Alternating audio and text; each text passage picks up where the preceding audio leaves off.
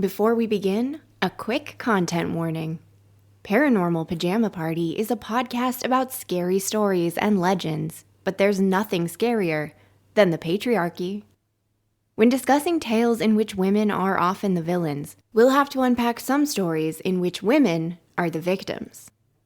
This episode contains the usual amount of cursing, as well as discussions of sexual assault, including a scene in which a vampire attack is described in language and imagery that mirrors sexual violence.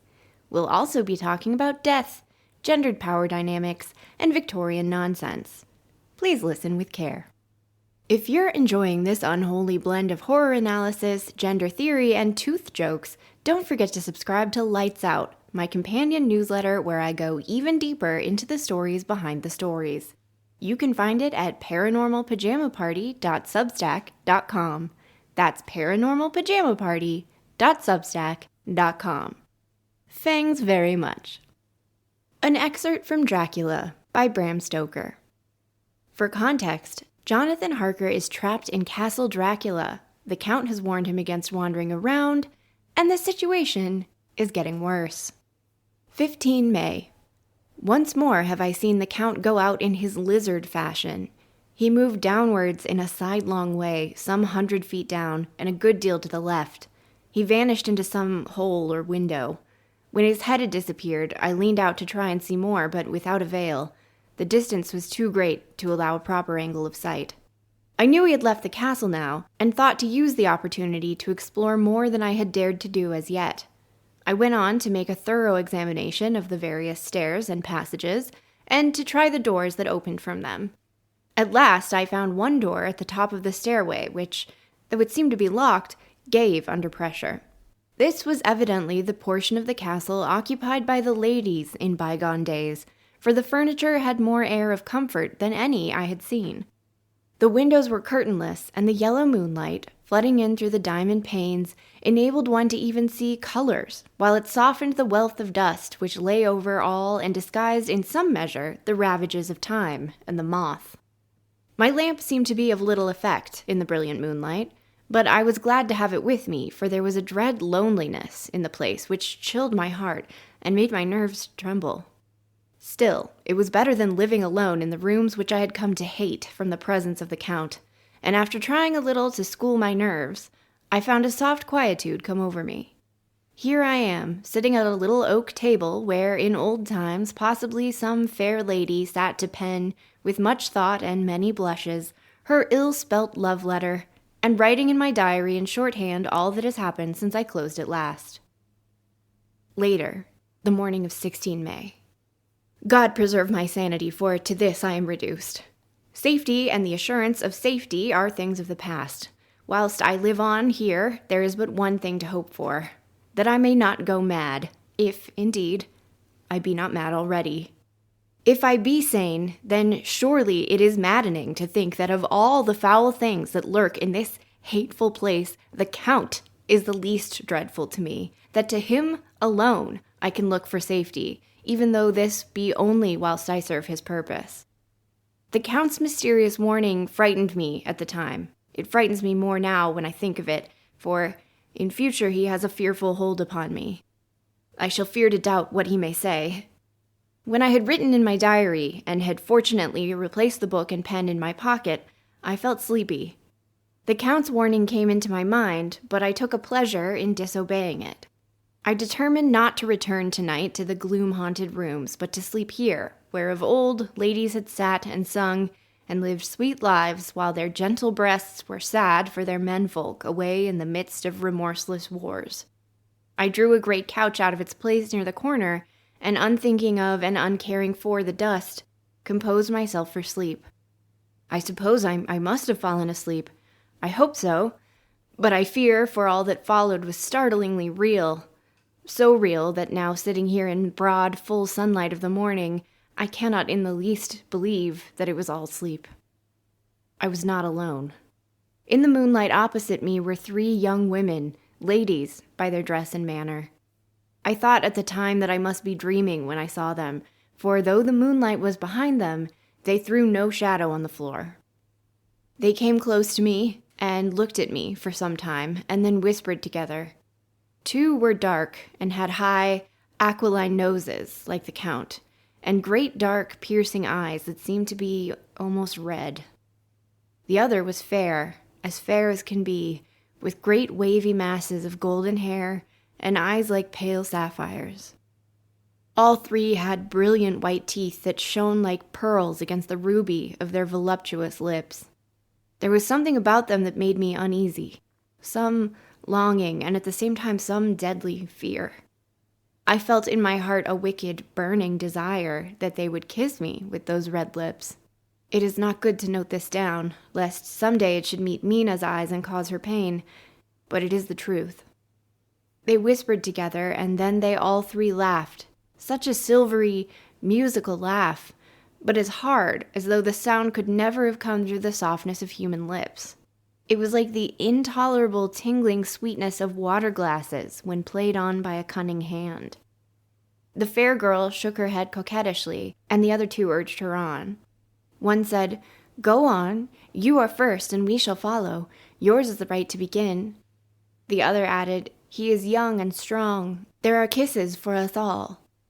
I lay quiet, looking out under my eyelashes in an agony of delightful anticipation. The fair girl advanced and bent over me till I could feel the movement of her breath upon me.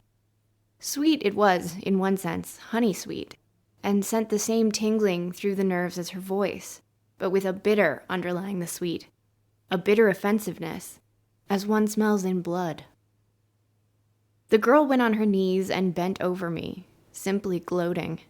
There was a deliberate voluptuousness that was both thrilling and repulsive, and as she arched her neck, she actually licked her lips like an animal, till I could see in the moonlight the moisture shining on the scarlet lips and on the red tongue as it lapped the white, sharp teeth. Lower and lower went her head, as the lips went below the range of my mouth and chin and seemed about to fasten on my throat. Then she paused, and I could hear the churning sound of her tongue as it licked her teeth and lips and could feel the hot breath on my neck. Then the skin of my throat began to tingle as one's flesh does when the hand that is to tickle it approaches nearer, nearer. I could feel the soft, shivering touch of the lips on the super-sensitive skin of my throat and the hard dents of 2 sharp teeth, just touching and pausing there. I closed my eyes in a languorous ecstasy and waited with beating heart. But at that instant another sensation swept through me as quick as lightning. I was conscious of the presence of the Count, and of his being as if lapped in a storm of fury. As my eyes opened involuntarily, I saw his strong hand grasp the slender neck of the fair woman and with a giant's power draw it back. But the Count! Never did I imagine such wrath and fury, even to the demons of the pit. His eyes were positively blazing. The light in them was lurid, as if the flames of hellfire blazed behind them. In a voice which, though low and almost in a whisper, seemed to cut through the air and ring around the room, he said, "How dare you touch him, any of you? How dare you cast eyes on him when I had forbidden it? Back, I tell you, this man belongs to me. Beware how you meddle with him, or you'll have to deal with me." The fair girl, with a laugh of ribald coquetry, turned to answer him. "You yourself never loved. You never love." On this, the other women joined, and such a mirthless, hard, soulless laughter rang through the room that it almost made me faint to hear. It seemed like the pleasure of fiends. Then the Count turned, after looking at my face attentively, and said in a soft whisper, "Yes, I too can love. You yourselves can tell it from the past, is it not so? Well, now I promise you that when I am done with him, you shall kiss him at your will. Now go, go! I must awaken him, for there is work to be done." "Are we to have nothing tonight?" said one of them with a low laugh, as she pointed to the bag which he had thrown upon the floor, and which moved as though there was something living in it. For answer, he nodded his head. One of the women jumped forward and opened it. If my ears did not deceive me, there was a gasp and a low wail, as of a half-smothered child. The women closed round, whilst I was aghast with horror, but as I looked they disappeared, and with them the dreadful bag. There was no door near them, and they could not have passed me without my noticing. They simply seemed to fade into the rays of the moonlight and pass out through the window, for I could see outside the dim, shadowy forms for a moment before they entirely faded away. Then the horror overcame me, and I sank down, unconscious.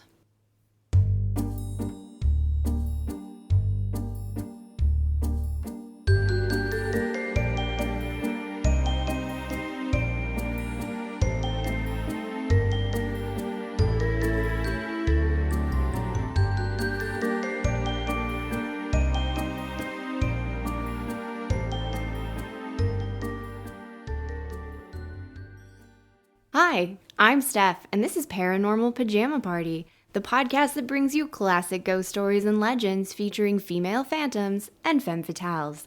Together, we'll brush the cobwebs off these terrifying tales to shed some light on their origins and learn what they can tell us about the deep-rooted fears society projects onto women.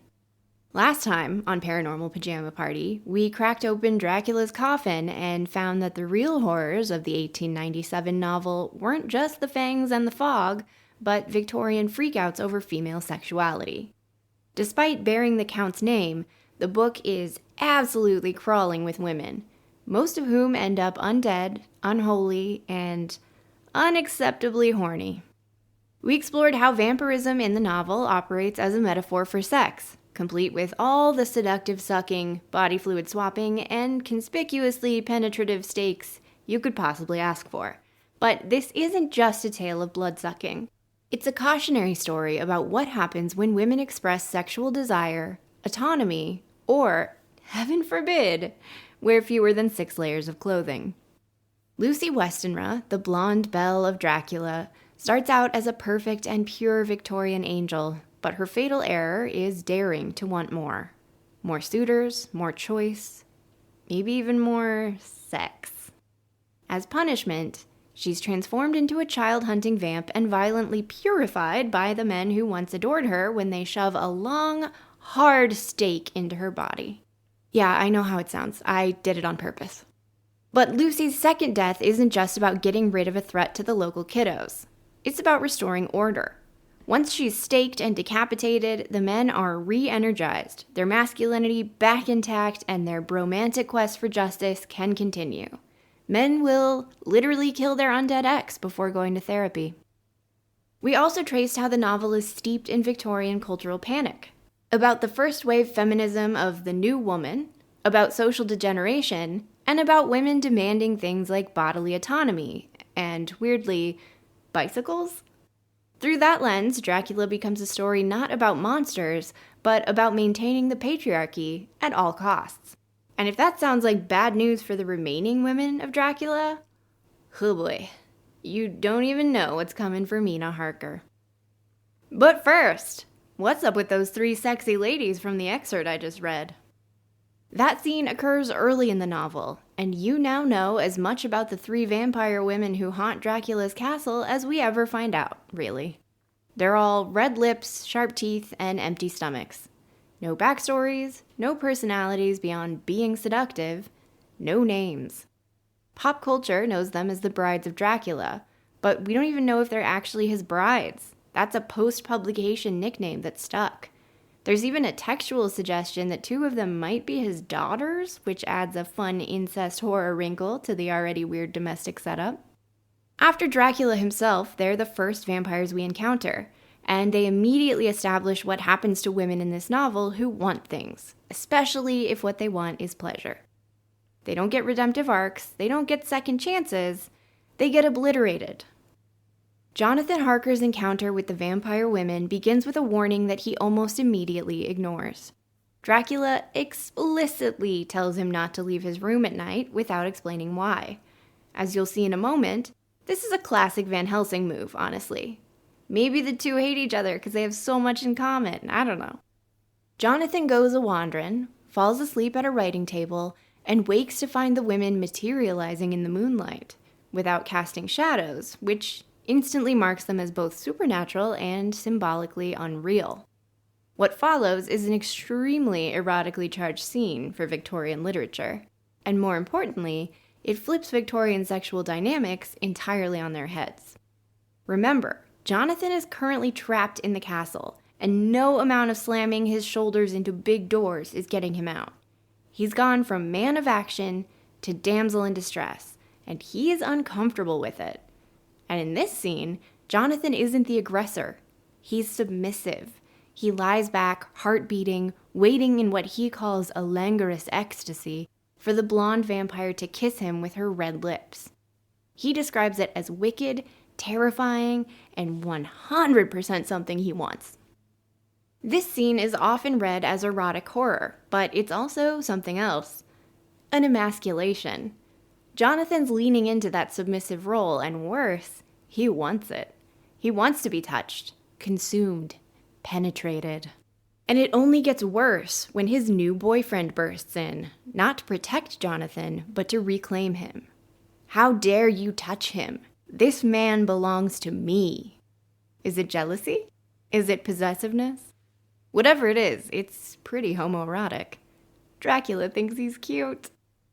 By the time Jonathan makes it back to England, sick, shaken, and very much in need of smelling salts, he's not a hero.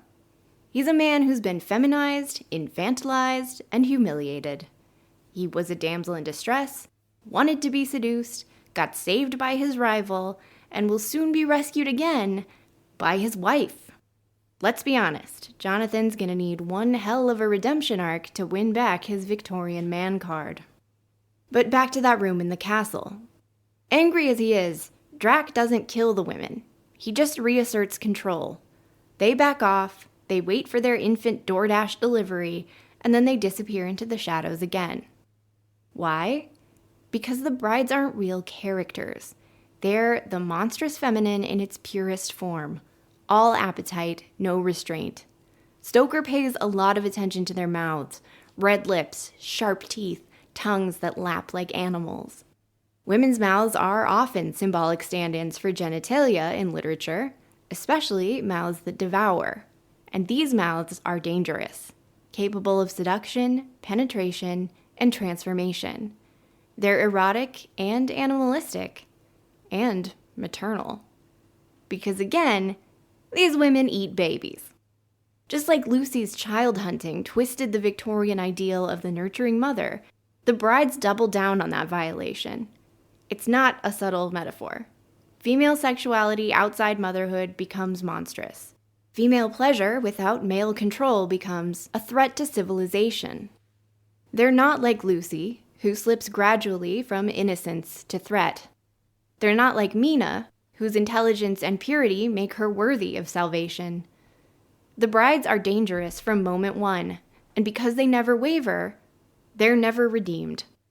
When Van Helsing kills them later in the book, it's shockingly anticlimactic. One of them, the blonde, gets a moment of description. He's briefly entranced by her beauty, struck by what he calls the instinct of man to love and protect. It takes Mina's cry to snap him out of it. Then, stake, decapitation, garlic in the mouth. The other two? Off-page, no drama, no mourning, no ritual. They are beautiful, dangerous, and ultimately disposable. Because unlike Lucy or Mina, the brides aren't useful to men. Lucy and Mina generate emotion, grief, guilt, admiration, devotion. Their stories are about their impact on male characters. They pass the Bechdel test, sure, but they're still defined by their relationships to men. The brides? They're just there. Useful for one early scene, hot, dangerous, and symbolic. They can go now, so they do. But here's the thing. Just because a woman is indispensable doesn't mean she's safe either. The brides are erased because they have no narrative value beyond desire. Mina, on the other hand, becomes the beating heart of the narrative, the caretaker of information, the emotional center of the group, and the only woman the men unanimously agree is worth saving. And yet, that doesn't mean she's spared. It just means her punishment is more complex. While Lucy pays the ultimate price for her sexual desires, Mina Murray, soon to become Mina Harker, presents a more complicated negotiation with Victorian gender expectations. She's not only an acceptable version of the new woman, she's literally the architect of the entire narrative we're reading. From our first introduction to her, Mina is defined by her professional skills, which were terribly tech-savvy for the time. She's practicing shorthand and typewriting, tools of the emerging female workforce. This is allowed, though, because she's just learning them so she can be useful to her future husband Jonathan when he gets back from Romania to his career as a promising young law clerk. But Mina quickly realizes these skills aren't just about support. They're about power. They enable her to gather information, spot connections that the men around her overlook, and transition from passive secretary to active curator. The younger men, Jonathan, Dr. John Seward, Arthur Holmwood, and Quincy Morris, have no idea this is happening. But we do. Mina's been journaling everything that's happened since the start of the novel's events, and not in the emo way that I was journaling when I was 19. Right from the start, she's doing it like a true new woman. She writes, "I shall try to do what I see lady journalists do, interviewing and writing descriptions and trying to remember conversations. I am told that with a little practice, one can remember all that goes on or that one hears said during a day."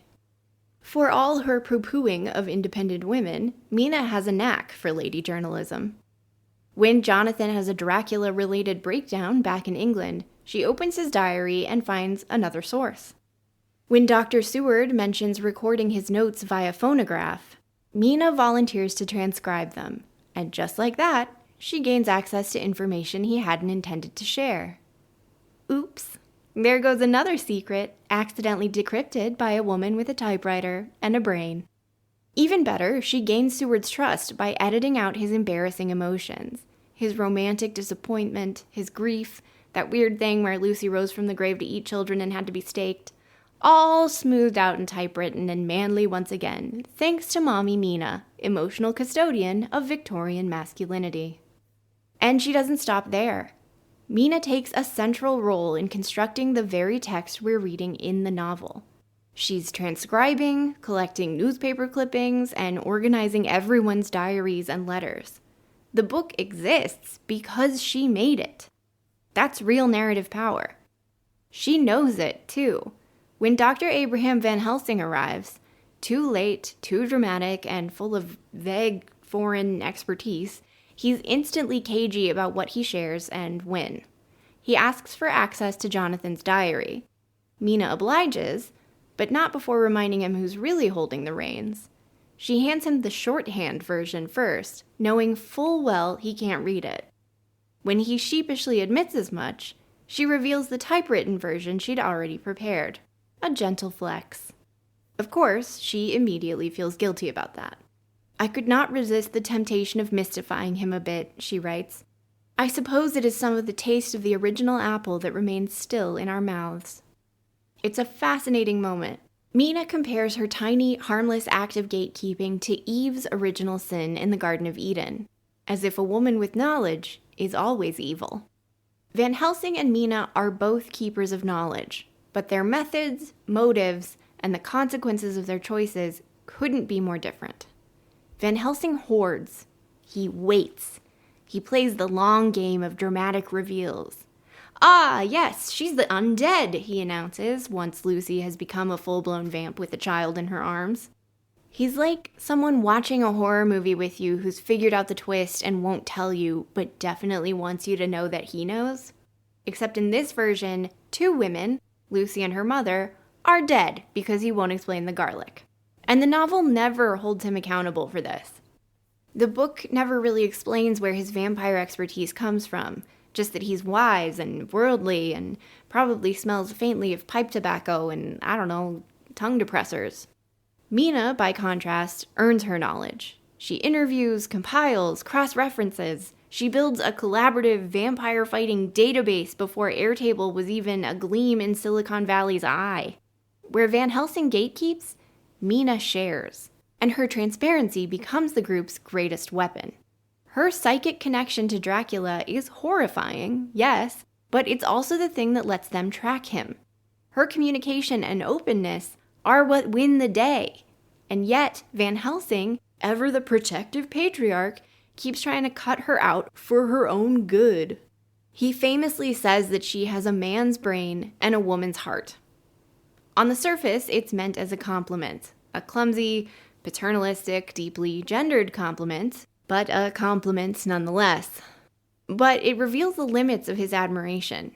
He can't make sense of Mina's intellect unless he codes it as male. The irony, of course, is that Mina isn't acting like a man at all. Van Helsing performs the traditionally masculine academic role, authoritative, withholding, theatrical. Mina reframes knowledge as something relational, collaborative, dare I say, feminized. She's not hoarding power, she's distributing it. If we're generous, Van Helsing's comment is an attempt to reconcile this contradiction, a woman who's both brilliant and nurturing. But let's not be generous, because the more I reread this novel, the more I think Van Helsing kinda sucks. Harder than Dracula, who at least sucks professionally.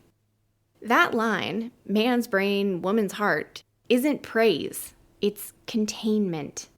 Mina threatens his authority, not in spite of her femininity, but because of it. She's competent and caring, intellectual and emotionally intelligent. He can't dismiss her, but he also can't acknowledge her as an equal without ceding power. So he reframes her intellect as an anomaly, a quirk of biology, brains from column A, body from column B.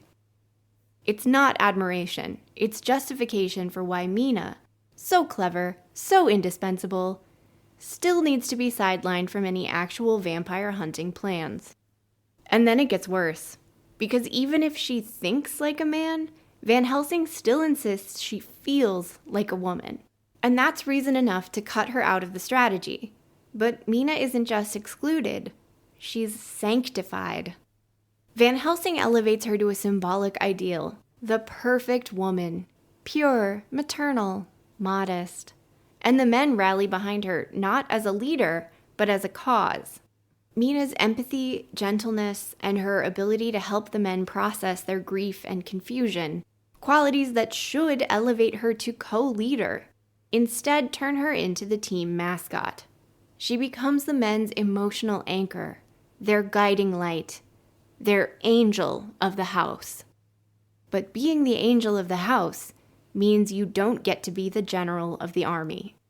The more Mina embodies ideal femininity, the more the men justify keeping her out of the war room. She's not weak, she's too good, too sacred to risk. They put her on a pedestal, and then they leave her there. And here's the final trap. Mina herself helps build that pedestal. She defers, she nurtures, she edits out male vulnerability, reinforces male authority, and works behind the scenes instead of demanding the spotlight. While Van Helsing withholds knowledge to maintain authority, Mina shares hers to maintain trust. And in doing so, she becomes not a partner, but a symbol. They're not fighting with Mina, they're fighting for her. And while Van Helsing is realizing how much Mina and her man's brain threaten his authority, his nemesis, Count Dracula, is realizing that her knowledge gathering is a threat to his eternal life. So when the men leave her behind, ironically for her protection, he strikes. And he strikes hard. The only vampire attack we've seen so far in the book is mostly off-screen.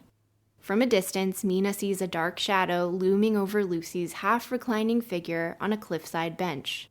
It sort of looks like a couple canoodling. It appears to be a seduction. Dracula's attack on Mina is not seductive or slow in any way. It's essentially rape. The first 2 nights of his blood-sucking adventure, the men don't even notice anything amiss, except that Mina's sleeping a bit more than usual and looks pale and tired. Probably something to do with her lady parts. It literally takes Renfield, a lunatic obsessed with Dracula, to spell it out for them before they realize 3 days later that the Count has entered their sleeping quarters in the form of mist and is targeting Mina. By the time the dude crew has raced into the Harker's bedroom, Dracula is halfway through forcing Mina to drink his blood. With his left hand, he held both Mrs. Harker's hands, keeping them away with her arms at full tension. His right hand gripped her by the back of the neck, forcing her face down onto his bosom. The attitude of the two had a terrible resemblance to a child forcing a kitten's nose into a saucer of milk to compel it to drink. Once he's fled their crucifixes and the heroes have begun picking up the pieces of their shattered safety, Mina reveals that Drac himself told her this was punishment for her intellect. "And so you, like the others, would play your brains against me," he told her. "You would help these men to hunt me and frustrate me in my designs. But as yet you are to be punished for what you have done. You have aided in thwarting me. Now you shall come to my call. When my brain says come to you, you shall cross land or sea to do my bidding." The men may swing the stakes, but Mina sets the direction. So when Dracula targets her, he's not just feeding, he's neutralizing. And it works. Her infection fractures the group, panics the men, and robs Mina of agency. Not just physically, but narratively. She goes from author to object, from archivist to archive. Suddenly, she's not the one compiling everyone else's voices. She is the source of information, and everyone else decides how and when to access her. But even then, Mina doesn't stay sidelined for long. Even in half-vamp mode, she's still contributing more than Van Helsing, who's, once again, trying to keep her in the dark while he makes big man decisions. This time, ostensibly because anything she knows, Dracula may be able to learn. The irony, of course, is that the very thing he thinks disqualifies her, her connection to Drac, becomes their greatest tactical advantage. The infection that was meant to silence her instead gives her access. The Count might control the link, but Mina learns to listen through it. She's the one who lets the group track his movements, interprets his patterns, and transforms her psychic and physical trauma into usable intel. She's being haunted in real time by the man who violated her, and who continues to violate her with the infection slowly transforming her into a monster, but she turns it into a strategy. While Van Helsing is clutching his secrets like crucifixes, Mina is the one communicating, organizing, and, yes, publishing. Again, it's her transparency, even at great personal cost, that lets the group stay one step ahead of Dracula and ultimately destroy him. And who should be the one to deal the fatal blow and save his wife but poor, feminized Jonathan Harker, damsel in distress no more? This is how Mina writes about the climactic battle in Romania. Jonathan's impetuosity and the manifest singleness of his purpose seemed to overawe those in front of him. Instinctively they cowered aside and let him pass. In an instant he had jumped upon the cart, and with a strength that seemed incredible, raised the great box and flung it over the wheel to the ground. The sun was almost down on the mountain tops, and the shadows of the whole group fell long upon the snow. I saw the Count lying within the box upon the earth, some of which the rude falling from the cart had scattered over him. He was deathly pale, just like a waxen image, and the red eyes glared with the horrible, vindictive look which I knew too well. As I looked, the eyes saw the sinking sun, and the look of hate in them turned to triumph. But on the instant came the sweep and flash of Jonathan's great knife. I shrieked as I saw it shear through the throat, whilst at the same moment Mr. Morris's bowie knife plunged into the heart. It was like a miracle, but before our very eyes, and almost in the drawing of a breath, the whole body crumbled into dust and passed from our sight. By the time we reach the end of the novel, there's a lot at stake for Jonathan. No pun intended.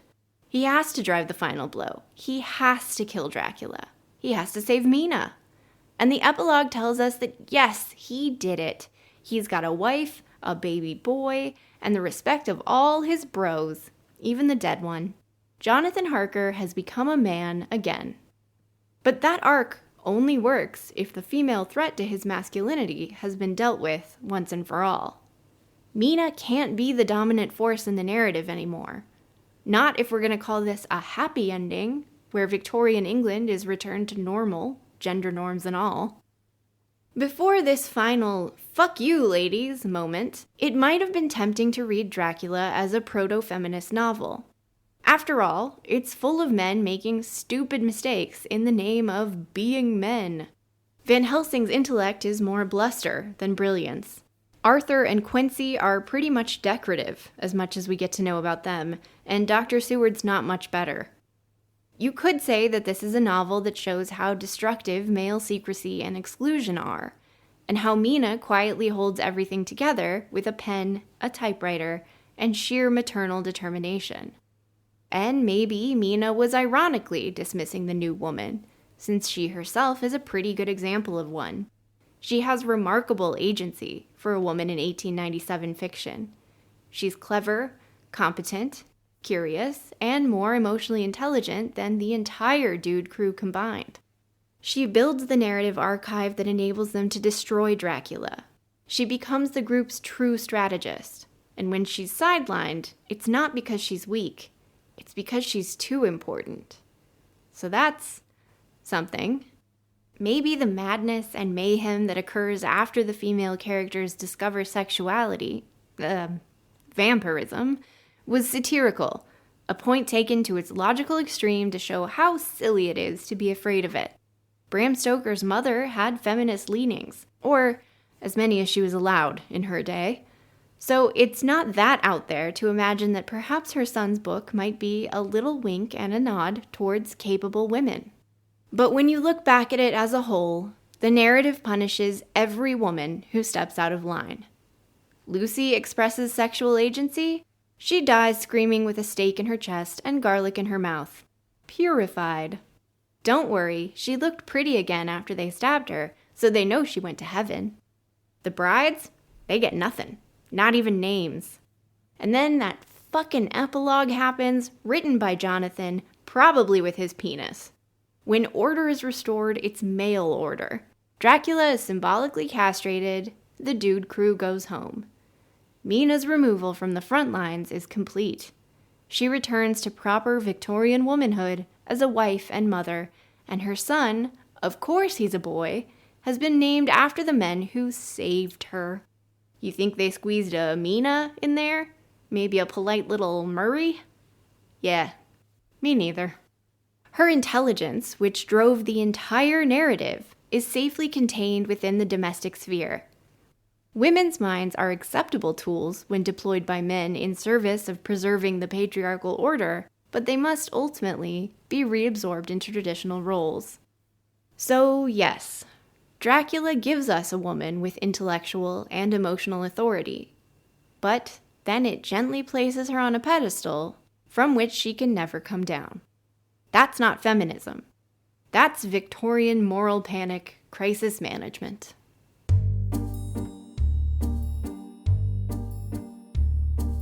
It's time for lights out at the Paranormal Pajama Party. You don't have to fall asleep, but for the love of God, don't wander into any unfamiliar rooms in this spooky Gothic castle. No reason. To learn more about Dracula, Mina Murray's narrative power, and the historical figures who almost definitely weren't the inspo for the world's most famous vampire, looking at you, Vlad the Impaler, check out my sources in the show notes. After the podcast ends, the sleepover continues over at Lights Out, my newsletter companion to Paranormal Pajama Party, featuring more gothic gossip, weird women, and historical side quests I couldn't fit into this episode. The most recent one connects Dracula to the invention of the sports bra, because of course it does. You can find it at paranormalpajamaparty.substack.com, or Substeak, which is what I almost just called it because I have vamps on the brain. I'll be back soon with more spine-tingling tales and critical discussion. In the meantime, don't forget, ghosts have stories, women have voices. Dare to listen.